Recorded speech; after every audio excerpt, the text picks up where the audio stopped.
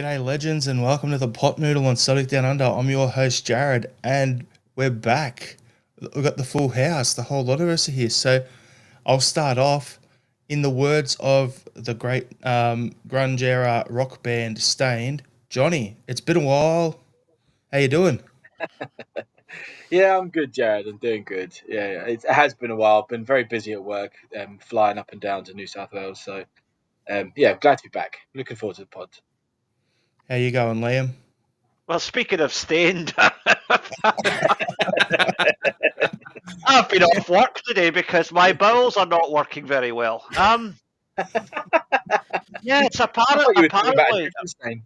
apparently an overdose on Sevconian tears can actually trigger IBS. So just be warned, people. Be warned. As Shane was saying off air, IBS stands for what was it, Shane? Irritable bear syndrome. That's just... And how you going, Shane? Good. Warm. I guess it's a warm welcome to everybody. Where we are in our part of the world, mate. It's hot. We got to 40 degrees today. It's currently sitting about 34, 35 still. And my sweat has sweat on it. That's how hot it is here at the moment. It's one of those days where, you actually need to go outside to dry off. Just go outside. You wake up. Yeah, you genuinely get out of the shower and you're sweating. So it's get out in the hot air, let it just cool you down, and it's like, all right, cool you down, dry you off, and it's like, all right, cool. Mother Nature's what was it? Mother Nature's hairdryer, Shane. That's what it is. So yeah, thanks everyone for tuning in. Geez, I wonder what there's to talk about. What's happened recently? I don't know. We're gonna have to worry about that. But before we start, can we just all, do the sign of the cross and pray to our Lord and Savior, Designator? Absolute goated performance from him in the cup final, and yeah, I just think I'll pray at the altar of Dazen for the rest of the season. So had to bring that up. There's a few other memes for later on in the episode too. So yeah, we'll crack on into the talk about the cup final. I'll just quickly bring some comments up beforehand. So, smell the glove. G'day, Stone the Flaming Crows. Struth, mate, is the fair response. Quite literally flaming today. There we go. McLaughlin's got that picture in his profile. Brilliant. And then he's saying the Daily Record podcast pulling out ex-refs to State Rangers should add a penalty. Don't let the truth get in the way of a good yarn here. It's a Daily Rangers, so that says it all, mate. Dominic is saying, good morning, Hun Scalpers, one and all, 100%. And then what do we got here? RL77, greetings from Scotland. Hope you're settling in well over there, mate. It's no longer down under, so legend. So yeah, what we'll do is we'll get into the cup final. So obviously, normally I'll go through the starting lineup and then we'll just spiel on from there. So starting lineup was pretty much as expected. It's the exact team I predicted on Thursday's pod. Casper in goals. Johnson. Actually, no, it wasn't. It started Taylor. I wanted Valle starting, but anyway. Johnson, Carter Vickers, Trusty, Taylor, Bernardo, McGregor, Hatade, and then up front was Kyogo with Kun and Maeda either side. So going into the game, Shane, what was your thoughts about seeing that starting lineup? For me, it came down to a question of two things, basically at left back and then who was going to partner Hatate in midfield, to be honest with you. And I chopped and changed a little bit at left back, but wasn't too surprised when Brendan stuck with Greg, just with his experience and also I think how we wanted to play, which I'll touch on a little bit later. But then also whether Engels would come in or whether we'd have Bernardo was the only other question mark for me. Everyone else really picked themselves. So yeah, wasn't too surprised that Brendan went with that starting 11. Johnny, if you're in the big chair, would you have gone with that lineup or would you have done something a little bit different? No, look, I think I'm pretty much I would have played that team. I think as Shane was saying, the question mark was over midfield, right? That was the big question, and I think Bernardo has been better. He's more consistently, especially against Rangers. So I would have said that would have been my choice as well. So. And Liam, anything else to add on that? No, I mean it's pretty much as I thought it would be as well. Yeah, no, I mean starting lineup was exactly as it should have been, but the bench was, as we saw as the game went on, the bench had a huge impact as well. So it just speaks to the squad depth as well. You know what? We're past the 5-minute mark, Liam. Fuck it. We'll get straight into the bench then. So we had Scales, Eder, Valle, Engels, Forrest, and Ralston all on the bench who came on. With extra time, you got the extra subs, so 6 subs. The 3 guys of our 9 on the bench who didn't come on. Sinisalo, there was a moment there I thought maybe he was going to have to come on because Casper looked a little sore at one point. You had Yang and Palmer. So the fact that Yang and Palmer didn't come on says a lot to me. Yeah, considering Brendan normally doesn't play his wingers for the full 90. Yeah, what sub did he make there? He took Kun off eventually, but it was pretty late on if my memory's right. Yeah, Kun went off in the I think it was the second half of extra time. Yeah. So that says it all. So, yeah, it was an interesting one. But what we'll do is I'll quickly go through the losers lineup. So Butland in goals had Yefty, Proper, Balogun, Tavernier, Diamonde, Raskin. Then they had Bayrami, Haji, and Cerny. And then up front was Igamane. And then on their bench, it was Yilmaz, Barron, Dessers, Dow, Sterling, Danilo. And then McCausland didn't get on, thank God. Well, I didn't have to look at his head. King and Kelly. So, yeah, all things considered, half their players, I don't even know who they are, and we're almost halfway into a season. So it's shows how little attention I've been paying to them. So, yeah, Liam, your thoughts on the first half? Well, I just think it's funny. We use 6 subs, but I think Rangers had an entire team of subs, didn't they? That's Nice. No, yeah, that McCausland. I mean, oh God, he's a personification of that old Billy Connolly saying, isn't it? Beauty's only skin deep, but ugly goes right to the fucking bone. Can I just jump in here for a second? And the fact that Liam just stopped himself, checked himself before delivering that, makes me wonder what the hell was he initially going to say before actually saying that. And how long would we have got cancelled for?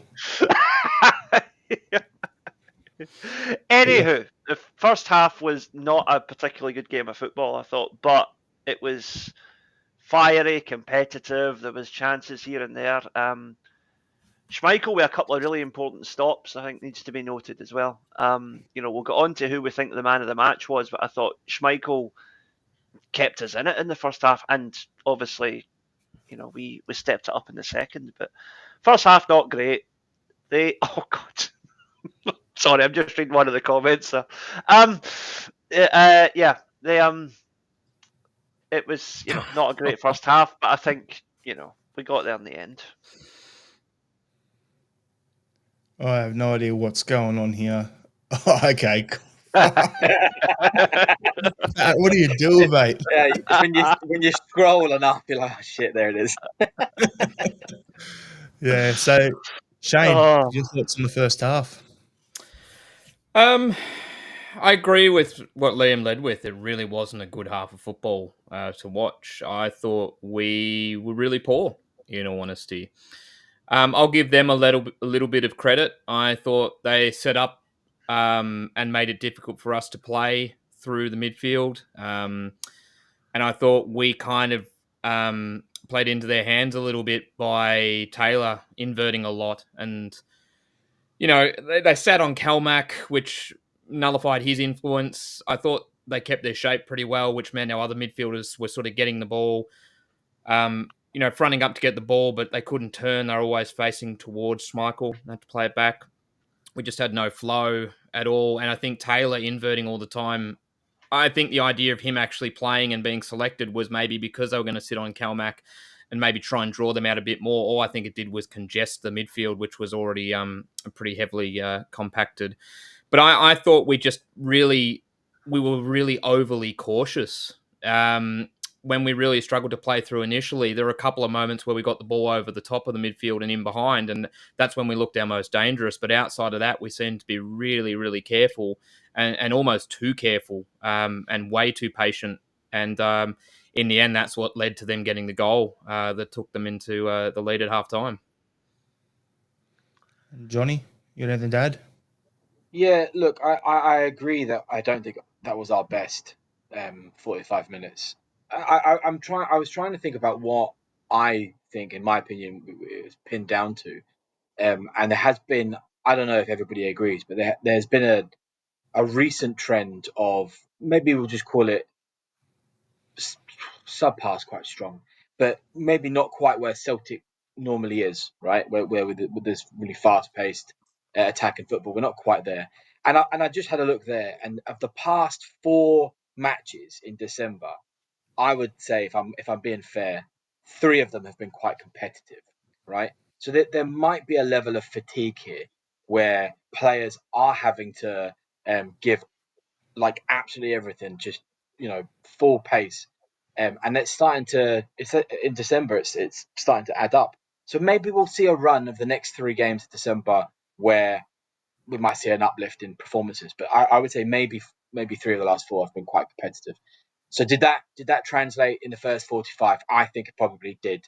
Whatever's happened at the halftime, Rodgers has clearly reminded the players of the occasion and the severity of losing, and it's definitely uplifted our performance. But that was not our best 45, and I think the result sort of reflected that of the first half. So with that, Johnny, like making some real good points there, and I agree with you to a certain degree, because if we go back to the Leipzig result, it's pretty much ever since then. We just haven't been able to piece together a full 90-minute performance. And the thing is, since the Leipzig game, though, we've been playing a game pretty much every 3 days. So we're going into this game, we played 3 games in 8 days. Then we had a 5-day break. Then we had this game. Now we have a 6-day break. I think it is, or a 7-day break. We actually get a full week off. That's right. This is our longest break that we've had to get players proper rest, recovery time, and get on the training pitch and work on a few things that have been a bit disjointed and a bit clunky lately. And then we go from there, we get a break, and then we go again pretty much till the middle of January. So things need to happen. And we've got a couple of comments here that I'm going to bring up. So McLaughlin saying, personally, I think Brendan Rodgers doesn't know what his best midfield is. I think McGowan being cup tied would have given us a bit more of that balance there, because we've got 5 guys for 3 spots, and then that ties into what Michael McDonald's saying here about rotating. And yes, we have been rotating players, but by doing that, it kind of throws out the rhythm of your team as well. So where you're constantly chopping and changing, and the key thing they say along your back line is if you can get a run of games. Remember Rodgers' first year in the Invincible treble season, that centre-back pairing, left and right back with Tierney and Lustig, and the goalkeeper with Gordon in goals, those 6 guys, because when you put Bruni in there as well, they played like 85-90% of all the games. So it was consistent all the time. Well, we've been chopping and changing and rotating. So when you put all that in, yeah, it gets a little bit interesting. But yeah, not really upset about it. I think we came back. We got the medal, so that's all that matters. I think just on that, Jared, I think some of the rotation of the players, we've always had this perpetual problem, and there's a drop in quality when players get rotated. And I think we definitely don't. Well, I don't definitely think there's an argument to say that we don't need to drop quality in the midfield. I think the front 3 and our fullbacks, it's not quite there, right? We're not really those positions aren't to the quality of the midfield. So I think there is, space, opportunity for in January to get someone like that in. It's just whether somebody's okay sitting on a bench or somebody's okay rotating, and that quality of the Champions League, and whether we can get that. It's a really hard task. Well, on that, Johnny, like, I think, and I've said it before, that at our wing positions, if Kun comes off and Jamesy comes in for a 20, 30-minute stint, right, we That's don't great. really drop off much. That's great. The right wing position is settled. Left wing, when Dazin comes off and you've got to go to Palmer or you've got to go to Yang, that's an issue. So we need to get someone. We either need to get we talk about needing a third striker or Johnny Kenny coming in, or the other option is we get someone to challenge Maida for the starting left wing spot, because Maida can also cover through centre forward if we need it, right? So there's options there. The other issue is at right back. Johnson's great, bit of a drop off to Ralston, but he's serviceable, particularly in the league. You go to the left back situation, you've got Valle and you've got Taylor, completely different type of players. And the way we defend and the way we play is completely different. And I'm going to talk about Taylor when we get to the player focus. I've got a fair bit to say on him, so I don't want to go in on him or whatever now. But I think that left side is the issue, because what are we going to do? Rodgers doesn't really like to develop another club's player. If Valle was ours, we had an option to buy him at the end, he'd be playing him every week. Taylor's in the last 6 months of his contract almost. So there's all sorts of stuff going on there, but left back and left wing definitely need addressed in the next window. For sure. So, Liam, first half goal. Yeah, but it's a bad ball from Taylor. Nothing you can really say. I mean, I'm not one of these guys who likes to dump on him every week like some people do, but it was a defensive error. It was an unforced error, and that kind of encapsulates the whole first half for me, because Rangers played because we allowed them to play. The funny thing is, looking at the bigger picture, what the entire result yesterday, we still won, even though we were nowhere near our best, and it's given them just enough false hope that they're going to be thinking they've actually got a chance of beating us at New Year, which is just going to make it all the sweeter when we turn up and do them again. So there is that. Yeah, we'll be talking about that a little bit later on as well, about the hope and all that sort of stuff. But yeah, their goal wasn't the greatest. It was our mistake. Got punished for it. My question is, usually in that sort of situation, you would have your right back there to cover. So if Casper makes a save, there should be someone out that side of the pitch. But then we were looking to swing the ball and get it across to the right back to go attacking. So you can understand why Johnson was starting to bomb up the wing and was out of position. So it's my opinion is the whole breakdown of that bit by bit was a calamity of errors. Other than Taylor's pass, you can't really put it onto any one person there. Well, they were sweating on that ball, really, a couple of times before that. I mean, we'd had the trusty play the ball across the box. That got caught square, gave them an opportunity. And prior to that, a couple of times Taylor had come back inside, looked to play that ball, and they were sweating on it all the time. They were always looking for it. And you're right, Johnson had made the move up the pitch, and it sort of, I agree with what Liam said, and it encapsulated our first half performance and how poor we were, because we were just way too hesitant. And that was another moment where Taylor turned forward and said, no, I've actually got to go back. I've got to try and find one of my centre halves again. I've got to try and find Trusty here. And it really just summed up our first half performance. So I agree wholeheartedly with that comment. Yeah, so what I'll do is I'll bring up some comments from what we've been talking about, and then we can get into the second half. So where we're talking about rotating the players, Heavy Vibes was saying we have to rotate same 8 or 9 players, otherwise we'll be running to the ground. Big Red saying Callum was miles off it yesterday and is still gubbed them to lift the cup. Off the back of that, Mahesh is actually pretty much covered what I was thinking. Was Clement used the same tactics as Beale to press Celtic's mid. Ange played one of the mids very high as a 10 to neutralise this. Tatade's average field position was too deep. It's not just Tatade, it's whoever's playing in that role. Someone needs to step a bit higher. We can't have everyone in the one little area.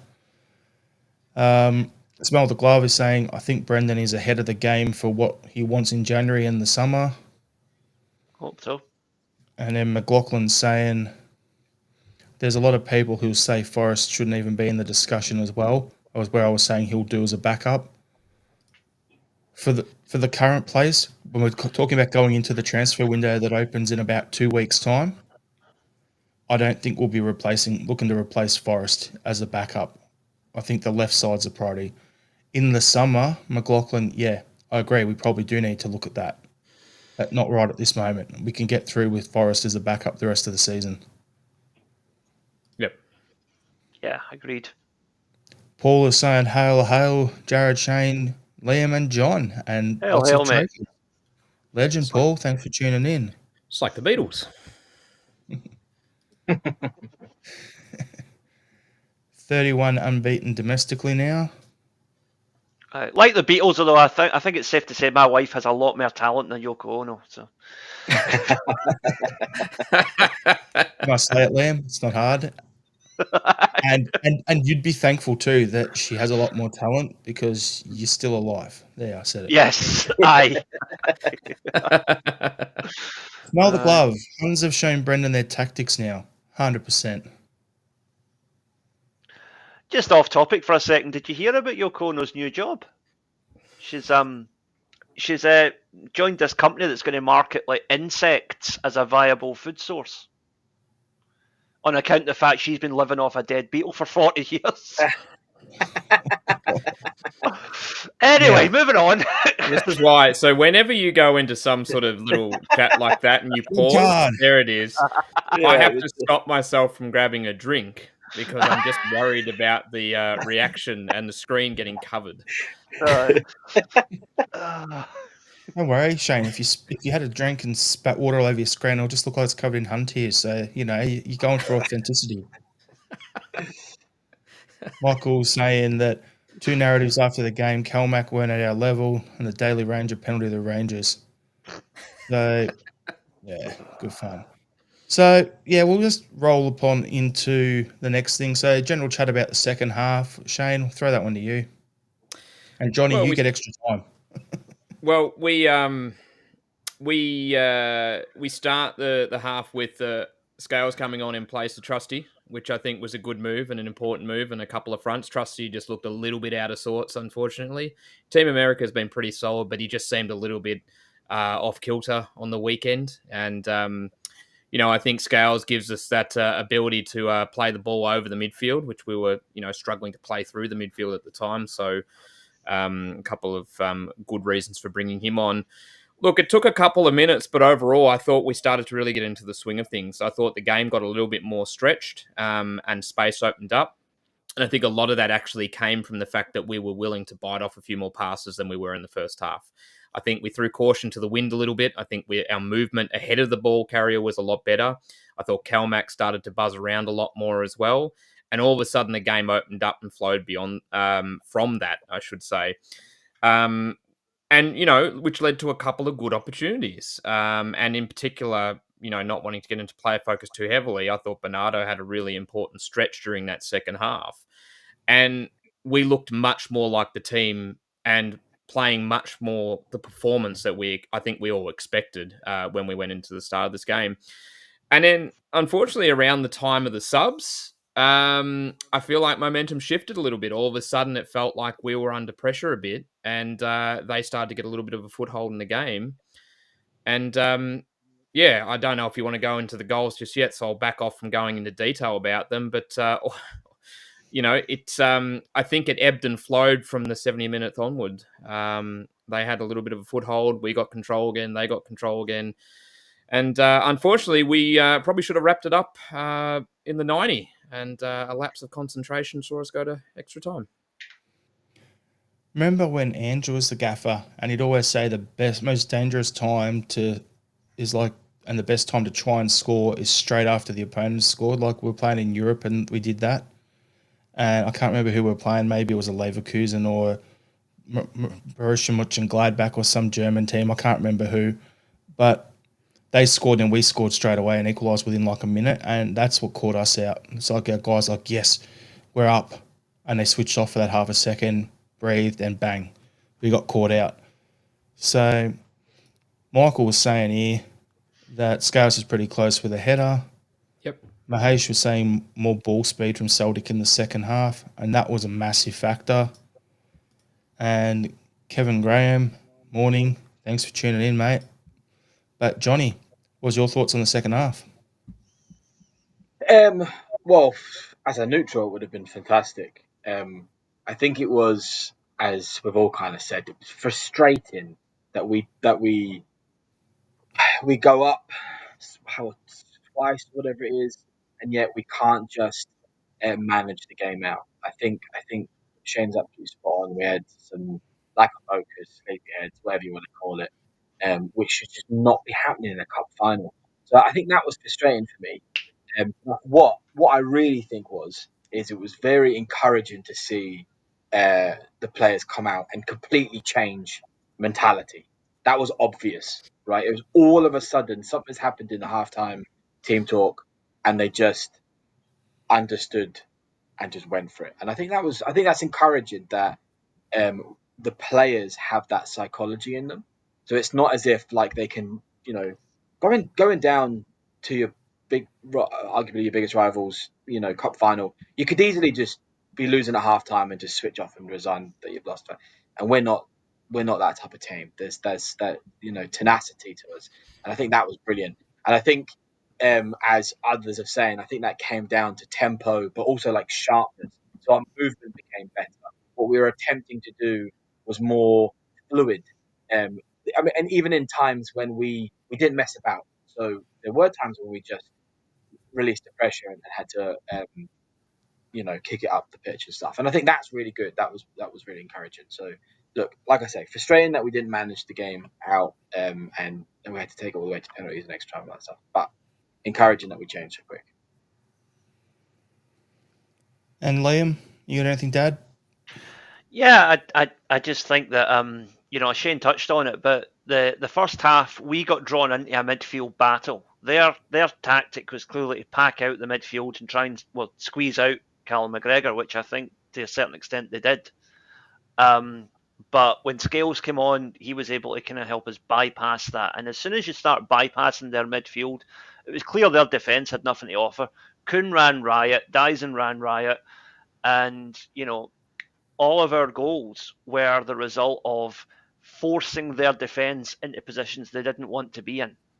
And that was, to me, that was how we should have continued. But again, we let them back into it because we took our foot off the gas, or rather we took our foot off their throats when we had them down for the count. So, but yeah, like John said, fantastic game of football to watch that second half if you're a neutral. But none of us are. So I did not enjoy seeing them come back twice. So. Definitely not a neutral with this screen on. No. Props. So I'll bring up some comments. So Kevin Graham saying Scalesy won us the cup, but we should have won it within the 90, but with sheer stupidity. Smell the Glove is saying National Sports Radio Talk Sport still not mentioned the result this morning. The bitter McCoist has so much power there now. And then I was looking forward to getting my news straight from the horse's arse. Big Red, we should have had better team management after scoring. Yeah. McLaughlin saying, I'll be honest, when they made it 3-3, I thought it was written for them. Was rather deflated through extra time. Smell the Glove is saying, when we went 2-1 up, we should have gone for the jugular, but we let them back into it. Yeah. Then Big Red was, our passing was too slow, but to be fair, the pitch was a shocking for the National Stadium. Yeah, that was something I will say was a factor. I'm not going to make excuses because I'm not a Hun, but it didn't seem like the normal Hampden, where it was a lot quicker. But that was practically a home game for them, considering they played the first, 5 home games of the season there. Mm. Yep, they should have had a home advantage.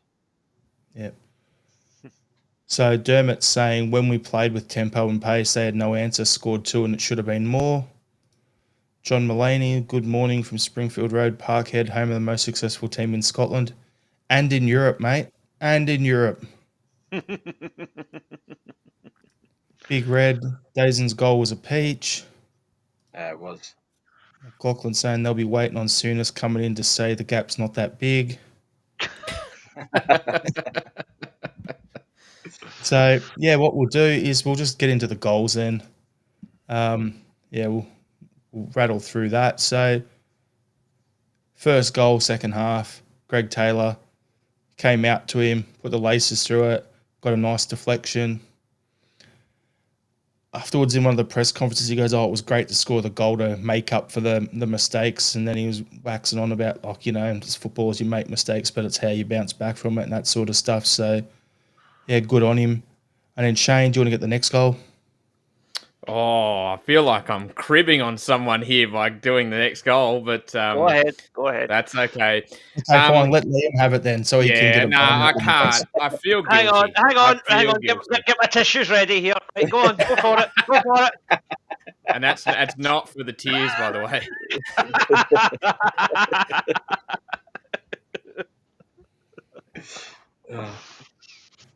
So one of you can get on with it. Shane, fire away. Oh, God. Well, we'll both get on with it. I'll do the goal part. Hands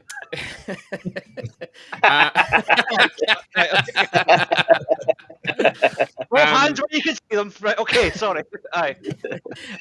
Look, it's a wonderful bit of skill. At this point in the game, I think we're well and truly on top, and they don't seem to have any answer for the pace and movement that we'd actually injected into the game.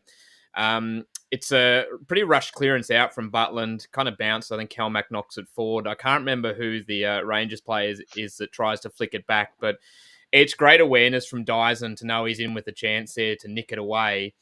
But the real part of the quality comes from he's knocked it forward. He has to control it, and that first touch is incredible. And he just controls it enough so he can get it onto his left. It takes it away from Butland so he can get a good strike on it. And it's just a tremendous finish. It's a wonderful bit of skill. And it's a goal. When you think of goals in cup finals, this is going to be one that's going to be remembered for a very long time. It's just a wonderful bit of skill from Dyson, and credit to him. Yeah, it's right up there. Class finish and the overall build up to it. I'm just going to bring this up here. Michael was saying Taylor and Dyson both put their hands up after the game for their mistakes. So we still won, but I like that they're keeping the standards high. Johnny, do you want to do the next goal?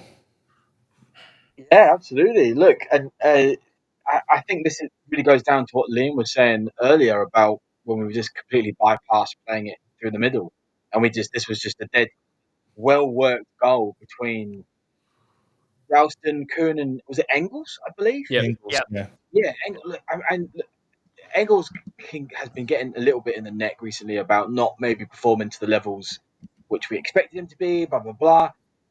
The fact that he's managed to get that cross in after, moving up to the pace that they did, it was an extremely well-worked goal. And it was, Ralston to Engels to Kuhn back to Engels, and then crossing it back.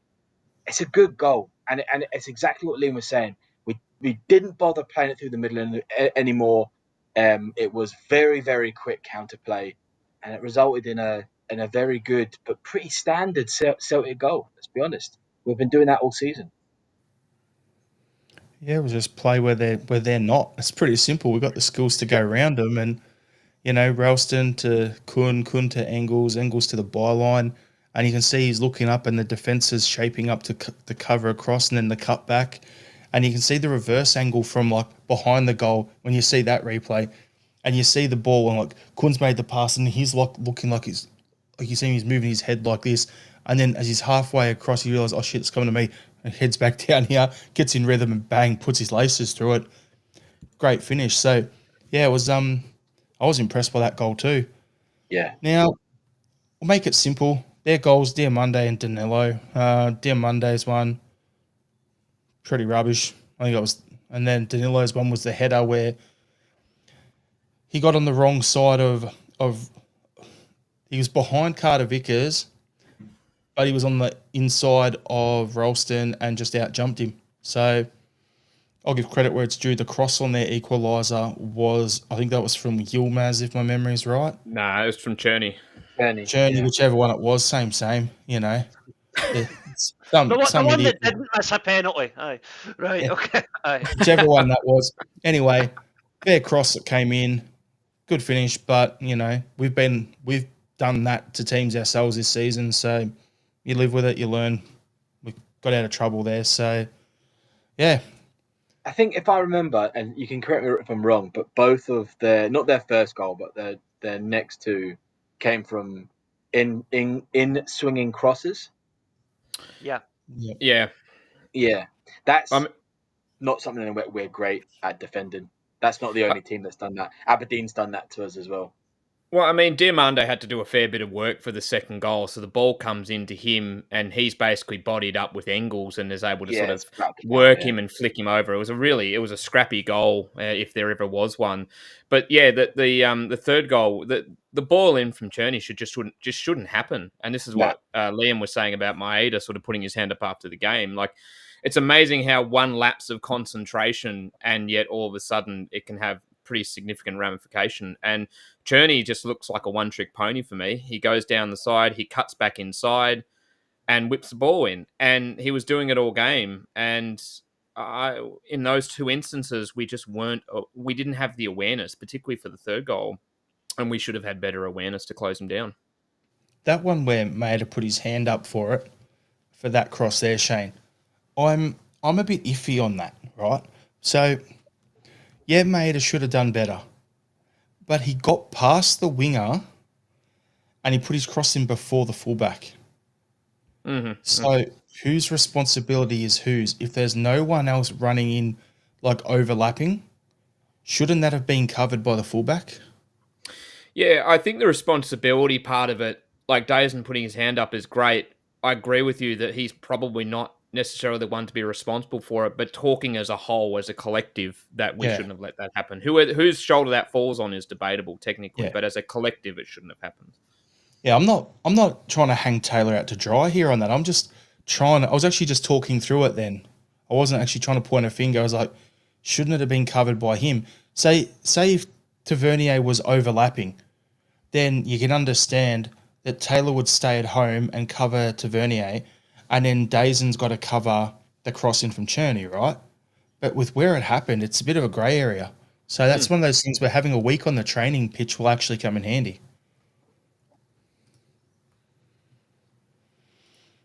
Yeah. So, yep, I agree.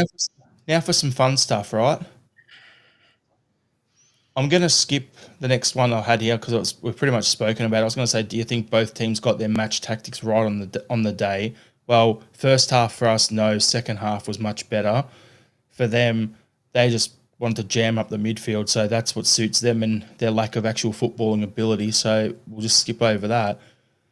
But a question you asked in our group chat today, Liam, was to what extent do we think the scoreline was down to us not performing at our best versus them actually improving?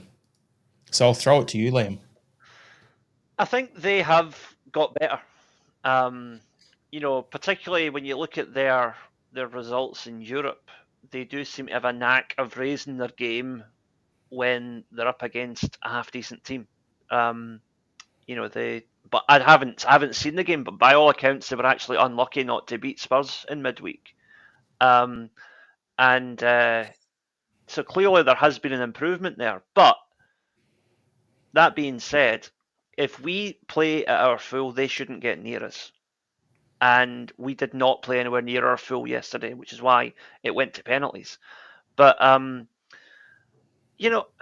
was a bit unsure when it went 3-3. But see, to be honest, even at halftime 1-0 down, I still didn't really see us losing the game. I just thought we just need to find that gear, and as soon as we do, we'll blow them away. And we did find that gear for arguably the first 25-30 minutes of the second half. And it's just wee lapses that mean we didn't see it out. But there's going to be this narrative that, Rangers are back and here we go. And no, I'm just not buying it. I'm not buying it. They played to their absolute best yesterday for that first half. And as soon as we figured out what they were doing, we switched tactics and they couldn't keep up with it. And it was too, their second goal hits Kyogo's laces at a truly Masonic angle to take it away from Kasper Schmeichel.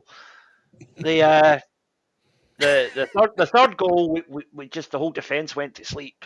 I think we were still celebrating our goal, and really, our two laps. Well, one bit of bad luck and one defensive lapse. Is that really enough to say that they are back and they're level with us? No. Like I said, they came out with a new tactic that worked for them for the first 45 minutes, but as soon as we figured it out, we were always going to win that game. So I'm going to jump on something here, Liam. So they had 19 shots, 8 on target. We had 10 shots, 7 on target, right? So they were just peppering the goals. Their passing accuracy was absolutely rubbish. But for the first time this season, other than in a domestic game, actually, we lost the corner count. We only had 5, they had 9. So clearly with them peppering the goals was just trying to win corners, because how do they normally score against us? Set pieces, free kicks, corners. So there you go. That's what that was about. So I noticed that, and it's like their system, I think it was more, as Smell the Glove said, which I brought up on the screen before, we played at about 55%, they played at about 75%. I'd agree with that. We probably were 20% below them in terms of our output, but still got the job done. So, Johnny, I'm going to have to ask you, do you think the referees made much of an impact on the game? The reason I'm asking you is because you're wearing a nice yellow shirt, and when you look at the stats count here, they had 22 fouls for 8 yellow cards. We had 14 fouls for 3 yellow cards. What was your thoughts on that? Do I think they had much of an impact in the game? Probably not, to be honest. I think if you're on the other side, you might try to argue it was they had a huge impact in the game. I don't remember any like absolutely outrageous calls that completely changed the pace. There was a couple of times that I think Beaton didn't let the flow of play continue and kept chopping it and bringing it back for a free kick or a booking, and he could have just let things go and gone back to it at a later date. And who fucking gives a shit? Like as long as it doesn't as long as it's a goal opportunity, it doesn't really matter, right? So yeah, I don't think so, personally. Apart from that one contentious penalty decision. All right, I'm going to bring that up on the screen now. Obviously wasn't a penalty, right? Outside the box. Yeah. There it is there. Yeah. This is the foul, and you can clearly see it's outside the box. This is after the foul. I'm not gonna claim I understand the rules of the like these tiny specific the minutiae of refereeing rules and shit. But I would have thought just common sense here. Common sense. If the foul's outside the box, and you roll and you end up in the inside of the box, then you're outside the box. I think is the foul not? Yeah, exactly. That's right. Where the foul first occurs. That's where the foul happens, right? Yeah. Yeah. So there was two things there though. There was the foul originally, Johnny, and then there was the shirt tug, and even the shirt tug was he pulled his shirt when he was outside the box and released him when he was in, as you're saying. So both started. The foul was outside the box. The shirt pull started outside, so it's outside the box. It's not a penalty. This is it. Look, just taking the argument to the most ridiculous extreme, right? If it was where the foul ends up, then you'd get fouled at the halfway line, and then you do a wee fucking shitty roll all the way into the penalty box. Do a Neymar roll penalty every single time. Neymar roll. So, yeah, it makes no sense. That was the thing. Like, I don't know if you guys have seen like the BBC Scotland post match analysis, right? But Neil McCann was as usual, talking the biggest load of shite you've ever heard, right? He kept saying, look, Czerny's foot's on the line, that means it's a penalty. The fact that Scales has both his feet where the foul took place, about a yard behind that, is completely ignored. And again, it's not about where the player lands after he gets kicked. It's where was he when he got kicked. It's not a penalty. It is not a penalty, and I'm actually quite annoyed that the BBC, nobody on that panel said to him, "Wait a minute, mate, that's not how the rules of football work." They just let this guy go on like a 5-minute rant about how Czerny's foot's on the line. That means it's a penalty. No, it doesn't. And as John Mulaney's saying, Liam, it's the BBC. It's up to shenanigans again. Well, I'm glad I've never paid a license fee, put it that way. Smell the glove was like I said that earlier about McCann. Yeah. Aye. But the other thing about Beaton is that, and I think this really shone through yesterday. Yeah, he's a Hun, right? That's obvious. But more than that, he's a fucking idiot. he's just not a very good referee, right? And that to me, no team really gained an advantage yesterday from him, like you say, needlessly stopping the game. Too many cards and cards at the wrong times for the wrong players, and really, I think that he was shitting himself yesterday. He was like, "Oh no, if I make a wrong call here, half the stadium are going to be out for my head." And I think he shat it. I honestly think that was the thing. The guy is of below average intelligence. He is, he has his bias, and then in trying to stifle that bias, it just manifests as incompetence. And yeah. So anyway, I'm probably off his Christmas card list now. Moving on. No big deal. So you're off him and Jake Balls this year. Okay, cool. Aye. So there we go. So McLaughlin was saying the whistle had been blown by the time the second photo was took that we shown early on. Aye. And then the other one was Andrew Galea is saying if they could have given the penalty, they would have. Mm. And then McLaughlin is, I thought we were the paranoid ones. We're just laughing at him. But that's the funniest thing about it, right? Any Celtic fan who grew up in the 90s or even the early 2000s when they still had a half-decent team, every time we criticised anything, it was always, paranoid Celtic fans, fucking always cheated, never defeated. But the minute they don't get everything their own way, it is like JFK levels of conspiracy theory paranoia. It is unbelievable.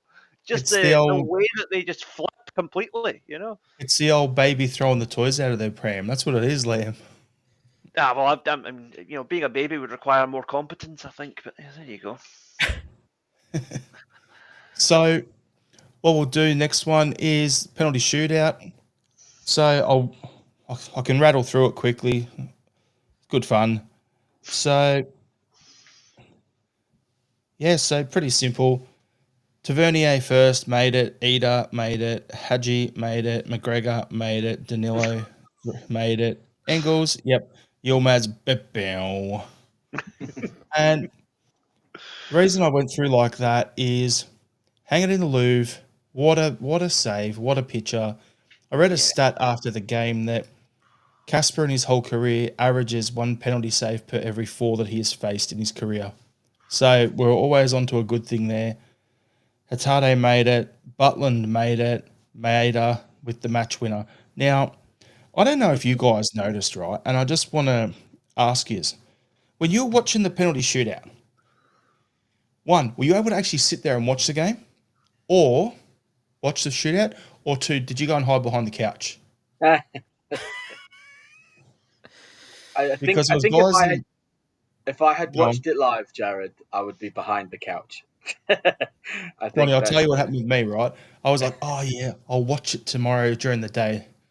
And I woke up and it was like, I think it was like 5:10 in the morning. I'm busting for a piss, right? So I get up and all of a sudden I'm like, I wonder how the score went. The game would be over. What the fuck? Penalty shootout. Sweet, got on my phone, watched it, and I'm in bed. Wife's next to me sleeping, and they missed it. I'm like this, and then when celebrating, like, yeah, and then she's like, moved it. I'm like, I'm gonna wake the wife here. Stop celebrating. It's like 5:30 in the morning in bed. Not ideal. So, yeah, great fun. There you go. Smell the glove is saying, I didn't watch the Pens. I'll admit it. Pens are awful. Andrew's like, was it really organised for Maeda to take the 5th? And then McLaughlin's like, I watched the shootout. I was in and out the house. And then Andrew's like, AJ would have taken one. Yep. Kevin Graham is like, I watched them in the stadium, usually turned away, but I felt calm. Yeah. It's one of those ones where you get like that. So there's no need to hide behind the couch or whatever. But the thing that I noticed, watching the replay back, when our guys are coming, like particularly if you look at Ida, right? When he's getting ready to take it, Casper isn't standing behind the byline where you're supposed to be. You have the ref and he's supposed to be behind it. He was actually standing in the penalty box over to the side. And if you look over and watch it, I don't know whether I'm seeing things. It was like one, I think it was to Calmack and one to Angles or something where he's giving a little signal like go this way or whatever. Like he's picking up what he's doing and he's telling them something. So class act all around.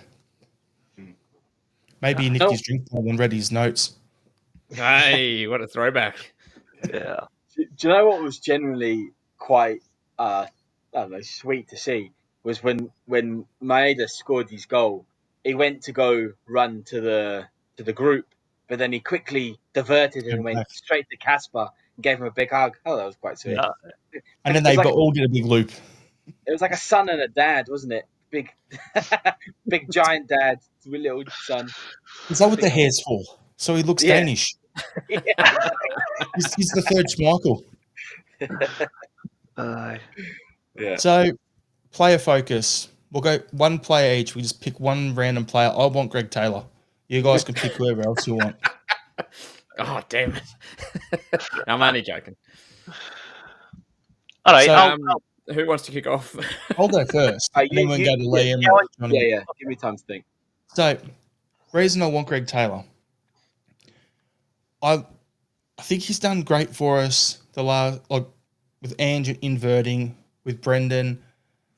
I thought last year he wasn't as good as he was under Ange, right? The question I have for him at the moment, and this is going to sound really picky, right? But does he want to be a fullback or does he want to be a midfielder? Because what I've noticed a lot in the last month in particular, we're playing a lot of games, he's getting caught out between the two positions. When you have Valle on who actually wants to be a fullback and keep the width and keep the shape, our defence looks more balanced. So the options are you either play Valle, keep your balanced back line, or you put Taylor on and you invert if you need help in the middle of the park. So going into this game, obviously we knew they were going to crowd the midfield, put Taylor on, give Calmack a chop out in the middle, right? But the teams target him and catch him out between when he's a midfielder or he's a left back. So the thing for me is what I want to see from him the rest of the season is I want to see him focus a bit more on his defensive duties while also doing whatever else his thing is, because he's a left back first and foremost. That's why he's in the team.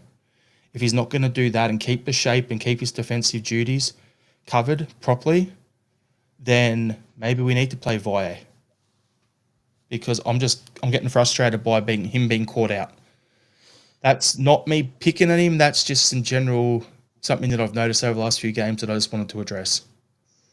Liam, who you want to talk about? I'm going to go for Casper Schmeichel. Dyson would be the obvious one, but I just think, as a goalkeeper myself when I was younger, I think that's one area where it really showed that I think the argument that Schmeichel is an upgrade on Joe Hart, penalty kicks is where you really, really see that, I think. I was far more confident than I usually am going into a penalty shootout because I thought for penalty kicks, we have the vastly better goalkeeper here. Butland's a good keeper, don't get me wrong, he is a good goalkeeper. And credit to him for having the balls to go up and take a penalty when their own strikers couldn't be bothered. I think with Big Casper and goals, I was always confident that if it went to penalties, we would win, and we did.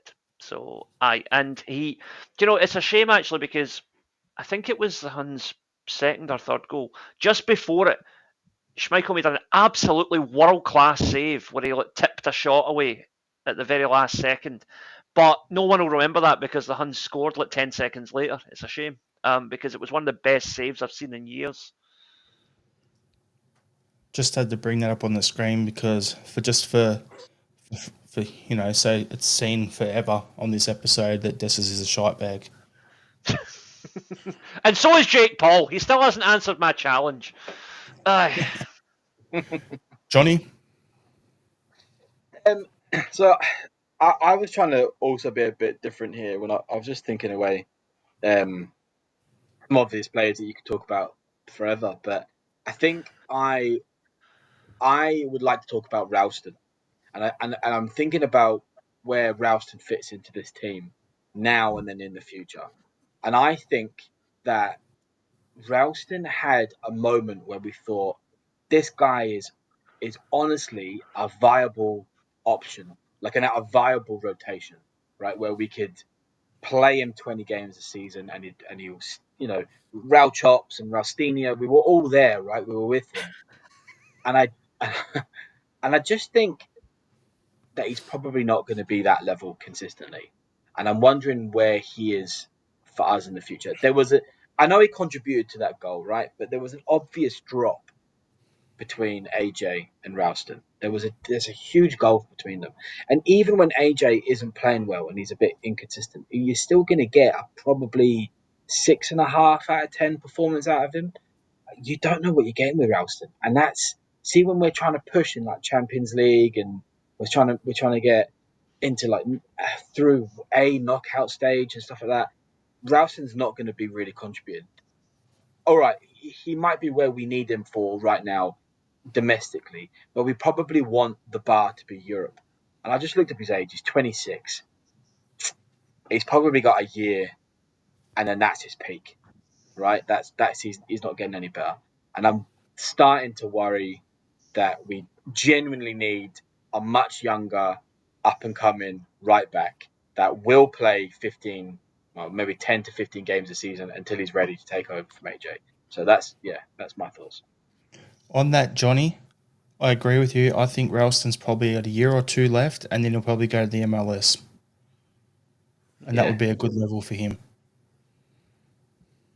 Oh yeah, or maybe like another Scottish team, a Dundee or something, or St Johnson, Ross County, somewhere where you can just play every game, guaranteed a game. He could be one of those guys that goes to Italy and does well as well, though, because there's quite a few Scottish players have went there, and the slower pace in Italy has really worked for them. And I think maybe Ralston could be one of those. He's got the beard for it, Liam. Shane. I just wanted to focus on Paolo Bernardo, and I sort of touched on this earlier when we were going through our analysis of the first and second half. But in that first half, and maybe for the opening 5 minutes of the second half, the midfield was completely anonymous. They couldn't get involved in the game at all. But when there was that increase in ball speed and we were shifting the ball a lot better, all of a sudden Bernardo was having much more of an impact on the game. And you can tell I'm not looking at the comments because everyone else is giggling and I'm trying to keep a straight face. I'll bring it up, Shane. Sorry, I'm going to cut you off. Smell the glow about the Bricky. The Bricky runs like he's really holding on, trying to make the toilet like Fenton in Trainspotting. That is a brilliant comment. That's exactly how he runs. I think it's one of those things, once it's been seen, it cannot be unseen. He does have an intense run. He does. Sorry, Shane. Back to you. No, it's all good. Look, I won't go on too much longer about him, but when the game did open up, Bernardo started to get on the ball. He's a seriously class act, and he was pretty much at the heart of sort of not just the goals, but also every chance we created in that 2-1, in the 2 goals that we scored, and just prior to him going off. His build-up play was really important. When he's able to get on the ball in space and turn and face goal, he has great decision-making. He's got a good pass on him. He links up really well. I love the way that he was turning and sort of going down the right-hand side a lot as well, so linking up with Kun and AJ at that stage. And I also thought testament to his involvement was, he had a really good 15-minute spell where he was really important. And then he came off for Engels, and I actually feel like that change disrupted the midfield a lot, to be honest with you. I thought Engels, who had a good moment later on, let's be fair to him with the goal for Kun, but I thought Engels really struggled to get a foothold in the game, and really kind of struggled to get up to the speed of the game, particularly when it was so stretched. And that's when I felt we lost a lot of our momentum when Bernardo went off. So, look, seriously, class act. Brendan seems reluctant to put him and Engels on at the same time again. So it would always seems like if Bernardo's on, he's going to come off Engels and vice versa. But I thought not only was his involvement in the goals and a lot of the chances we created really important, but I think his importance was also highlighted when he was off the park and just the kind of rhythm and flow that we actually lost at that point. Breaking news, Shane. The cool change has come through. Just thought I'd tell you.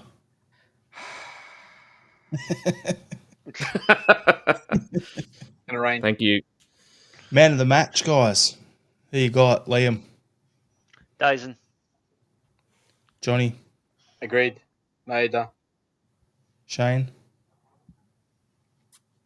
There's about 3 I could give it to, but if I had to really drill down on one, I'd probably say Dyson as well. Okay. I had 2 others, and because you didn't go with them, yeah, Dyson probably was man of the match, but give some other guys their flowers here. This bloke, and the other one is the guy who somehow has a 4-on-1, and and you shall not pass. The old Cameron Carter-Vickers, I thought he was immense for us as well.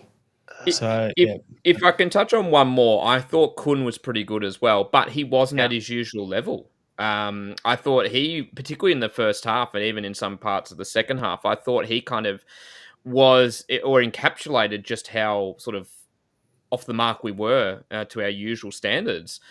First half, he gets in behind. He has a couple of opportunities. And I'm thinking, in fact, I think he had the first opportunity of the game, and he just hesitates. He has a chance to play it first time to Kyogo.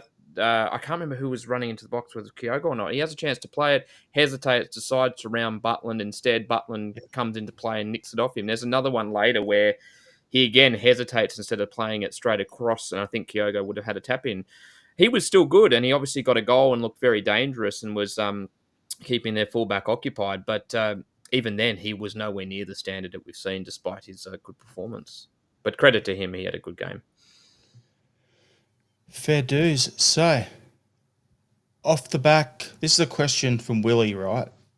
Asked us this Willie from our Thursday pod.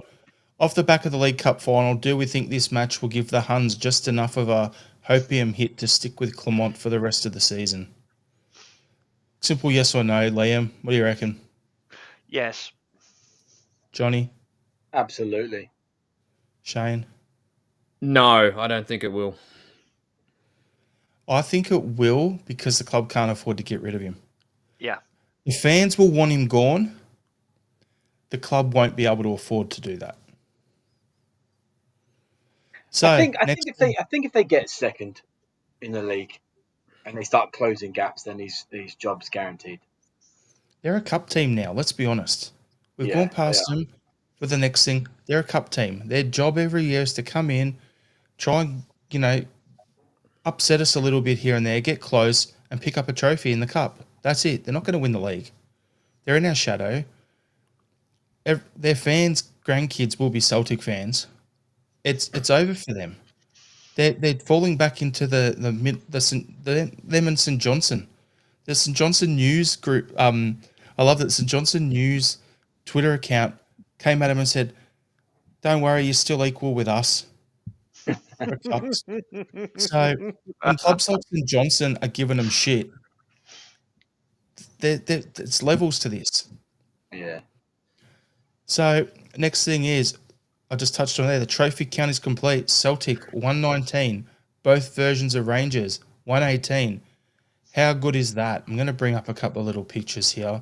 So that's the breakdown. So 54 league titles to us, 55 to both versions, 42 Scottish Cups, 34 to them, 22 League Cups, 28 for them, one European Cup Winners' Cup. So not even the backup European trophy, the the backup, the third tier, but we're one ahead of them now. And I like this meme that came out today. Go get the war titles. And then also off the back of this, there was this tweet which was Clement out. So you'll love this one. Banners to be ripped down at Ibrox and Murray Park tonight. World's most successful club. No surrender. Best in class. Our club are finished. We are fucking irrelevant. A laughing stock. We're nothing but a dirty slag for Celtic. Fuck every single time we play them. In fairness, I would leave those last two banners up. I think they're quite accurate. Hold on. I saw that and thought it's like this person's just like going, yep, that's pretty much the best summary ever. So yeah, they'll get the war titles onto that soon. So they're on 120. They're getting desperate. And another thing is basically since 2000, Jamesy's won more trophies himself than they have.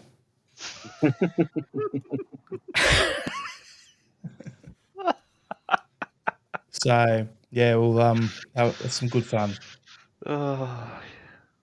So Liam, I think it was you who asked, when did they get the trophy for setting a new record for the fastest ever emptying of the Rangers in at Hampden Park at full time today? I'm sure if they don't have a statement out claiming it yet, they soon will. Come on, world record for statements and staunchly walking away. Next one I've got is the last thing about match day was, did the Union Bears enjoy going out in sympathy with their football team by also getting a beat down on match day? How good was that video of just seeing them having a run through the where was it, George Square or something like that, getting chased? How good was that? I saw that video and my first thought was, oh God, this new Smurfs film looks shite. The funniest part was 5 seconds in, they're all sprinting along, right?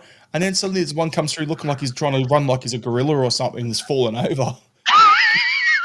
You watch it. You got to see about 5 seconds in, there's a guy who's like, I'm just like, he's either been watching some zombie movies, he's on fentanyl, or he's just been clipped and he's about to get absolutely hammered. Well, they don't do walking away. Quite clearly, they run away. Galloping away on their cloven hooves. So we'll go for this here. So Andrew Galea, the league is ours. Michael McDonald. Austerity sucks. Pete McGee. But they won the we should have had a penalty cup. There we go. Smell the glove. Adam Eder, here less than a calendar year, same amount of winners' medals as a Hall of Famer Tavernier who came in 2015. That's disappointing.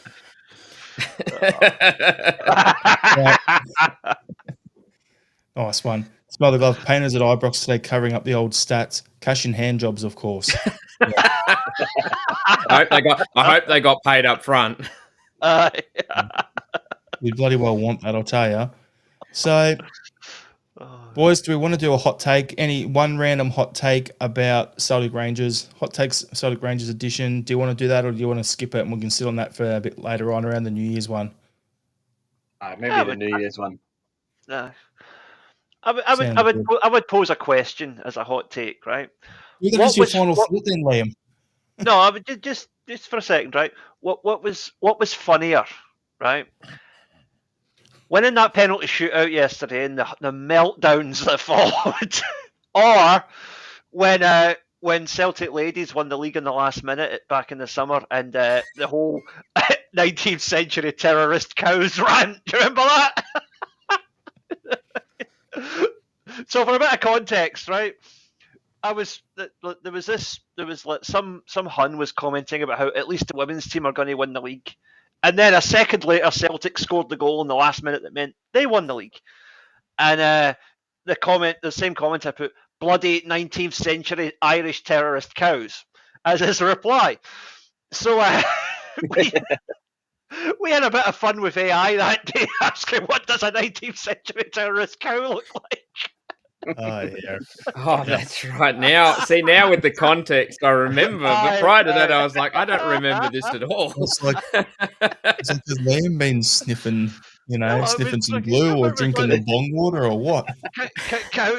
Photos of cows and balaclavas carrying bayonets and all that. Do you remember? I might actually have that on my computer. That was brilliant. So what we'll do is we'll start to wrap up the pod, guys. Thanks everyone for tuning in. All our social media channels up the top of the screen. Celtic Down on Twitter and on Instagram. Celtic Down Under group and page on Facebook, YouTube, where most of you are. And yeah, you can find us on Blue Sky as well at Celtic Down on there. Thanks everyone for tuning in. We'll go to our final thoughts. So we'll go to you first, Johnny. Okay. Music. Always do a music one. I don't know if anybody is aware, but one of my favorite, I think it's a YouTube channel, but they do lots of videos and stuff. It's all over social media. It's called Tiny Desk Concert. It's very popular. It has like loads of big pop artist stuff. There was a recent one where they had, I would say probably up and coming. They had an artist called Dochi. I cannot recommend enough to go and watch the Dochi Tiny Desk Concert. It is one of the best live performances via the internet I have ever watched. It's an instant classic. It's very sort of like jazz influence, R&B influence, hip hop, but like 2090s. But apparently that's in again because she's only like 25 or something. But yeah, phenomenal clip video. It's about an hour long. Go watch it. Dochi. Recommend. Shane, do you want to go your one? Yep, basketball related for me. So the Southeast Melbourne Phoenix got the W in the throwdown against arch rivals Melbourne United yesterday. It was fun to be at, and boy, did I have such a wonderful time sitting in the section right next to the Melbourne United fans when we won by 12 points. Wonderful experience. Am I vindictive? A little bit. Fair enough. Very abrupt. Yes, I'm vindictive. Liam? Well, it's almost Christmas, guys, so I'll just say, it's a season of goodwill. Be generous. Be generous with your time this Christmas, all right? Teach a hunt to sing the soldier song. Brilliant. Yeah, my final thought, it's pretty simple. If you're in Melbourne, don't melt this week. Thanks everyone for tuning in. We'll see you next time. Hail, hail. Hello. Hail, hail. No help.